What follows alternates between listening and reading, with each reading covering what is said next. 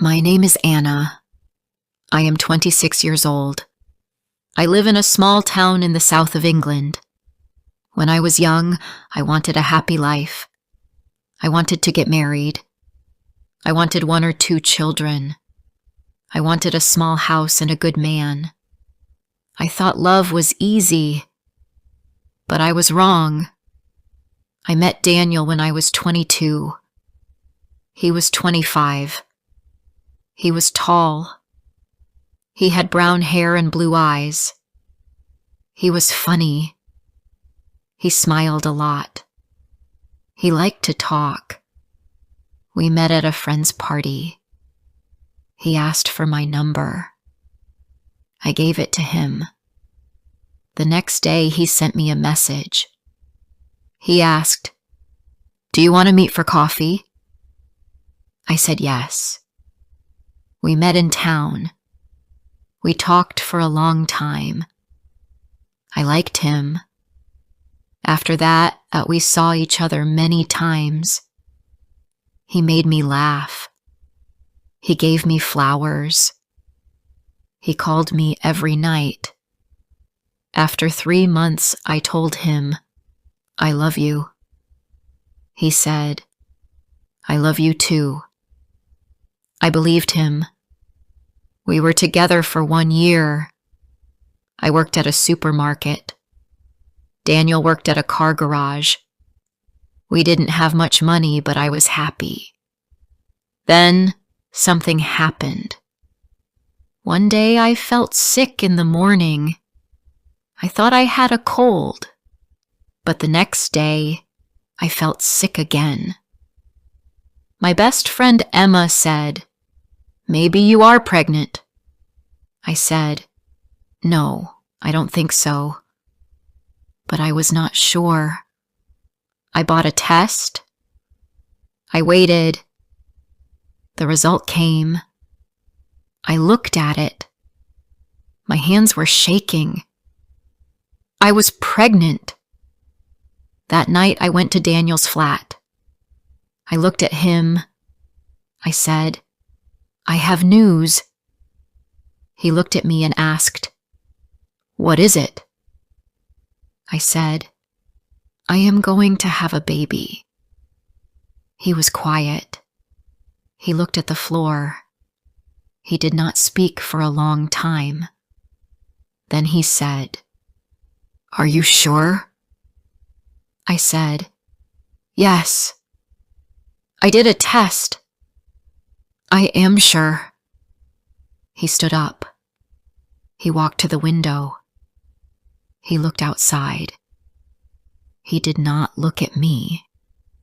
"This is not a good time," he said. "I am not ready to be a father." I felt cold. I felt sick. I said, "But we love each other." He said nothing. He just said, "I need time to think." That night, he did not hold me. He did not kiss me. I could not sleep. In the morning, he left early. He said, "See you later." But I knew something was wrong. After that, everything changed. He stopped calling me. He stopped answering my messages. He didn't want to see me. One day I went to his flat. I knocked on the door. He did not open it. I sent him one last message. He replied, "I can't do this. I'm sorry." That was the last message from Daniel. I sat on my bed and cried. I cried for hours. I could not believe it. I was pregnant. And I was alone. I told my mom and dad. My mom cried with me. My dad said nothing. Then he said, "We are here for you, Anna." I moved back to my parents' house. I felt like a child. But I was not a child. I was going to be a mother. Every day I felt more tired. My belly grew. I went to the doctor. I saw my baby on the screen. I heard her heartbeat. I smiled and cried at the same time. I worked at the supermarket until the baby came. I bought small clothes and a baby bed. I wanted to be ready. Then one night, I had strong pain. My mom took me to the hospital. The nurse said, "You are going to have the baby tonight." I was scared. The pain was strong. I held my mom's hand. After many hours, I heard a small cry. The nurse said, "It's a girl." They gave her to me. She was small. She was soft and warm. I looked at her and smiled. I said, "Hello, baby. I'm your mom." I named her Sophie. She was beautiful. I stayed in the hospital for 2 days. Then I went home. My mom helped me with Sophie, but at night, it was just me and my baby. Sophie cried a lot. I was tired. I did not sleep much. I changed her diapers. I fed her. I held her when she cried. Sometimes I sat on the bed and cried too. I was very tired, but I looked at her small face. I kissed her head. I said, "I love you." Daniel never came. He never called. He did not ask about Sophie. One day, I saw him in town. He walked past me. He looked at me, then looked away. He said nothing. I wanted to shout. I wanted to ask him, "How can you leave your baby?" But I said nothing. I just looked down at Sophie in her stroller. When Sophie was 5 months old, I went back to work. My mom watched her when I worked. I missed Sophie every minute, but I needed the money. At work, I smiled. I said hello to the customers. I carried boxes.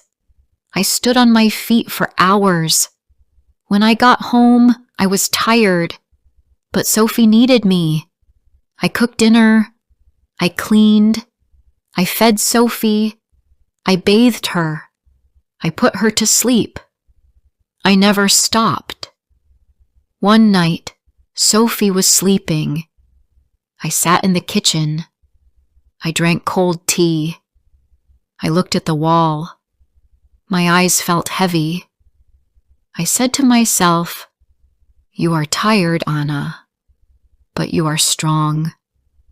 You are doing this." And I smiled, because I was not just a woman now. I was a mother. Sophie grew fast. She smiled more each day. When she was 6 months old, she sat on her own. She played with her small toys. I watched her and smiled. Sometimes I cried too. I was proud of her. I was also tired. Every day was full. I worked, cleaned, and cared for her. But she gave me strength. I did not have many friends. My old friends did not visit much. They had busy lives. They went out in the evenings. They posted happy photos online. I stayed at home. I watched cartoons with Sophie. I sang to her when she cried. I told her, "You are not alone. I am here." Before I share the rest of my story, I want to ask you something. Where are you listening from? Sometimes I wonder if someone out there truly hears me, someone who understands what I'm feeling. It gives me strength to know I'm not alone. So please, tell me in the comments. My mom helped me a lot. She held Sophie when I had a shower. She made dinner when I was too tired. My dad did not talk much, but he played with Sophie. He made her laugh. I was thankful for my parents. Without them, life would be harder. Sometimes I saw Daniel in town. He never said hello. He walked past like he didn't know me. One day, Sophie was in my arms. Daniel looked at us. He looked for 1 second, then walked away. I held Sophie closer. I kissed her head. I said in my heart, "You don't need him. I will give you everything." Money was a big problem. My job at the supermarket did not pay much. I bought only what we needed. I bought baby food, nappies, and warm clothes. I did not buy clothes for myself. I wore old jeans and simple shirts. I did not care about how I looked. I only cared about Sophie. At work, I was quiet. I did my job.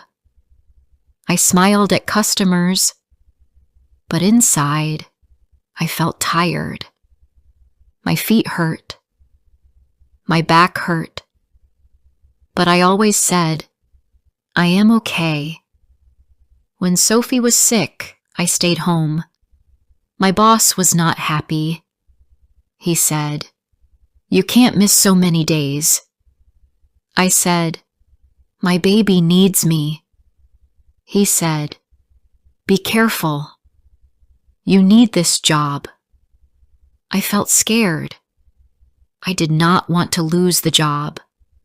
I needed it for Sophie. At home, Sophie started to stand. She held the side of the sofa and smiled. She looked proud. I clapped my hands and said, "Good job!" She laughed. Her laugh made me happy. Her laugh made the house feel warm. One evening, Sophie had a fever. Her head was hot. She cried and would not eat. I called the doctor. He said, "It may be a virus. Keep her cool and give her water." I held her all night. I did not sleep. I was afraid. I sang soft songs. I said, "Please get better." In the morning, she still had a fever. My mom said, "Let's go to the clinic." We went. The nurse gave Sophie medicine. She said, "She will be okay." I felt better. I kissed Sophie's warm cheek. Sophie got stronger again. She started walking at 13 months. She fell many times, but she got up again. I clapped for her. She smiled with all her teeth. My heart felt full. I said, "You are so brave." Time passed. Sophie turned 2. She started to talk more. She said mama, ball, and milk.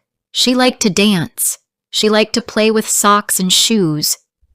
I laughed when she put her tiny foot in my big shoe. She looked so serious. One Sunday, I took her to the park. She ran on the grass. She saw other children. She waved at them. One boy gave her a toy car. She smiled. I sat on the bench and watched her. The sun was warm. I felt peace. Then I saw Daniel again. He was at the other end of the park. He was with another woman. She had red hair. They held hands. I looked away. I did not want Sophie to see him. She did not know him. He was her father, but he was not in her life. At night, I thought about that moment. I did not cry. I just sat on the bed and looked at the wall.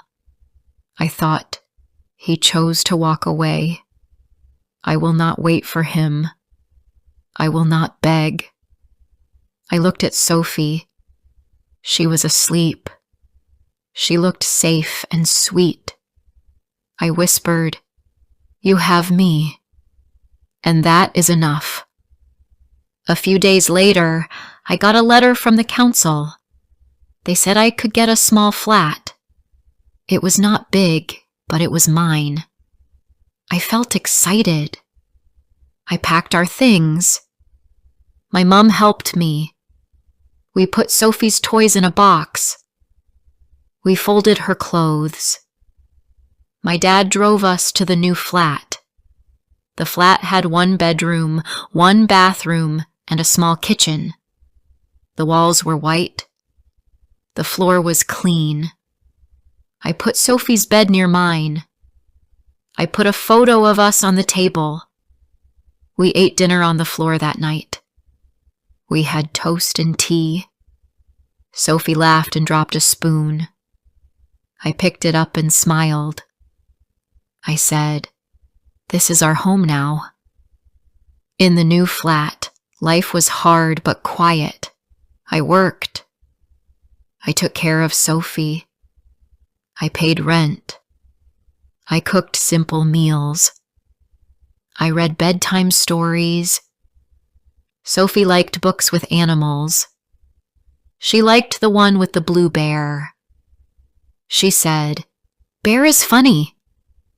I kissed her cheek and said, "You are funny too." Some nights I felt lonely. I missed talking to someone. I missed hugs, but I never missed Daniel. I did not want someone who left. I wanted peace. I wanted love that stayed. One day, at work, a woman came to my till. She had a baby in a stroller. She looked tired like me.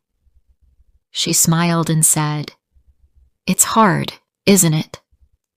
I smiled and said, "Yes, but they are worth it." She said, "You're doing a good job." Her words touched my heart. I went home that night and told Sophie, "You are my sunshine." She smiled and gave me a big hug. I was still tired. I was still poor. But I was not broken. I was strong. I was a mother. Sophie was now 3 years old. She could talk more. She asked many questions. She asked, "Why is the sky blue?" Or "Where do birds sleep?" I smiled and answered in simple words. She was smart. She liked to learn. She liked to sing and dance. Her laugh was my favorite sound. We had a small life. We lived in our little flat. We had a routine. I woke up early. I made breakfast. Sophie ate slowly. She always wanted 1 more spoon of yogurt. I took her to the daycare near our home. Then I went to work. Every day was the same, but I didn't mind. I had peace. I had my child. I had a reason to wake up. At night, Sophie sat on my lap. I read her stories. She always asked for the same book, the one about the red bus. She said, "The bus goes beep beep." I laughed. I kissed her and said, "Sleep now, baby." She closed her eyes and held my hand. Sometimes I looked at her face in the dark. I thought about the past. I thought about the pain. I also thought about the love. My life was not easy, but I was proud. I had come far. One day, I got a letter from Sophie's daycare. It said, "Sophie is ready for school next year." My eyes filled with tears.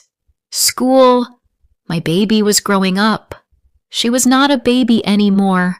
I told her the news. She clapped and said, "School!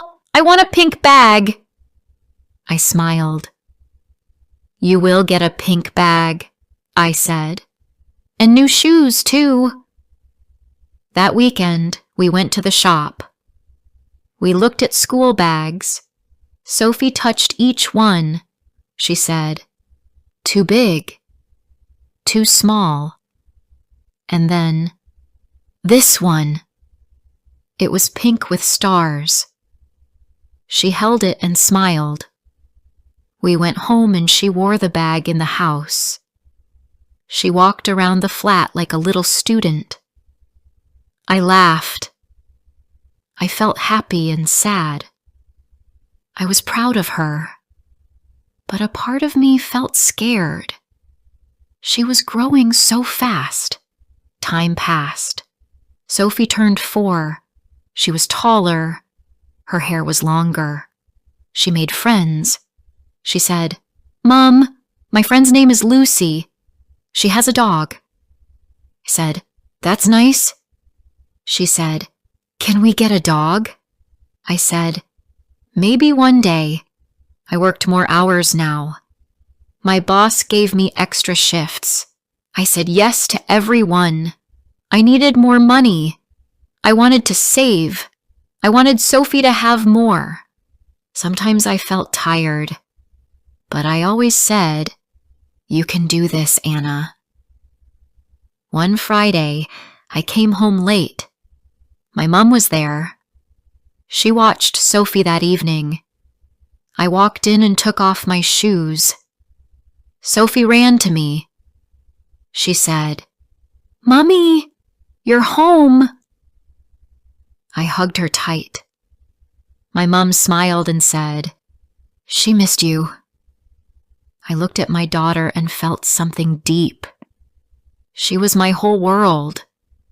After my mom left, I made tea. Sophie played with her doll. Then she looked at me and said, "Mom, do I have a dad?" My hand stopped. I looked at her. I sat down next to her. "Why do you ask?" I said. She said, "At school, my friend said her dad picks her up. Do I have a dad too?" I felt something in my chest. I held her hand. I said, "Yes, you have a dad." "But he does not live with us." She asked, "Why not?" I said, "He made a choice. He did not want to stay." She looked at me. Her eyes were soft. She said, "But I have you." I smiled and kissed her head. "Yes," I said, "you have me, and I will never leave." That night, I cried a little in the kitchen. I cried quietly. I did not want her to hear, but I needed to let it out. One evening, a woman from school came to talk to me. She said, "I'm Sophie's teacher. She's doing well. She is kind and curious." I smiled. The teacher said, "You're doing a good job. She is a happy girl." Her words stayed in my heart. I was doing my best. And maybe my best was enough. Sophie started school that year. She wore a new uniform. She held my hand tightly on the first day. I said, "You are brave. You will do great." She said, "Will you wait for me?" I said, "Yes. I will always wait for you." She walked into the class. She looked back and waved. I smiled and waved back. Then I walked outside and sat on a bench. I cried again. Not because I was sad, but because I was proud. Our life was still simple. I still worked long hours. I still counted every coin. But I had a little girl who smiled at me every morning. She said, "Good morning, Mom," with joy in her voice. That was more than enough. One Sunday, Sophie and I went to the park. She ran and laughed. She played with other children. I sat on the bench and watched her. A man sat next to me. He said, "Is she your daughter?" I said, "Yes." He said, "She looks happy." I smiled. I said, "She is." He said, "That's all that matters."